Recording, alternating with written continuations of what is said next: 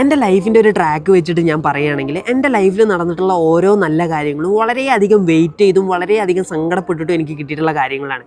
കാരണം എന്താണെന്ന് വെച്ചാൽ എൻ്റെ കയ്യിൽ ഓരോ ചാൻസ് വരുന്ന സമയത്തും അത് കയ്യിൽ നിന്ന് തട്ടിത്തെറിച്ചു പോകും. ഞാൻ വളരെയധികം ഡിപ്രസ്ഡ് ആയി പോകും. അപ്പോൾ വിചാരിക്കും, ഷടാ എൻ്റെ ലൈഫ് മാത്രം എന്താ ഇങ്ങനെ, എനിക്ക് മാത്രം ഒന്നും കിട്ടുന്നില്ലല്ലോ, എൻ്റെ കയ്യിൽ നിന്നെല്ലാം മിസ്സായി പോവുകയാണല്ലോ എന്നുള്ളതൊക്കെ. അപ്പോൾ ഞാൻ ഇങ്ങനെ ഫീൽ ചെയ്യുന്ന സമയത്ത് എൻ്റെ ഉമ്മ എന്നോട് പറയുന്നൊരു കാര്യം എന്താണെന്നറിയോ, എടാ എൻ്റെ കയ്യിൽ നിന്ന് ഈ ഒരു കാര്യം മിസ്സായിട്ടുണ്ട് എന്നുണ്ടെങ്കിൽ, അല്ലെങ്കിൽ കയ്യിൽ നിന്ന് തട്ടിത്തെറിച്ച് പോയിട്ടുണ്ട് എന്നുണ്ടെങ്കിൽ ഇതിനെക്കാട്ടും വലിയൊരു സംഭവം പടച്ചോൻ എൻ്റെ കയ്യിൽ കൊണ്ടുവന്ന് എത്തിക്കും.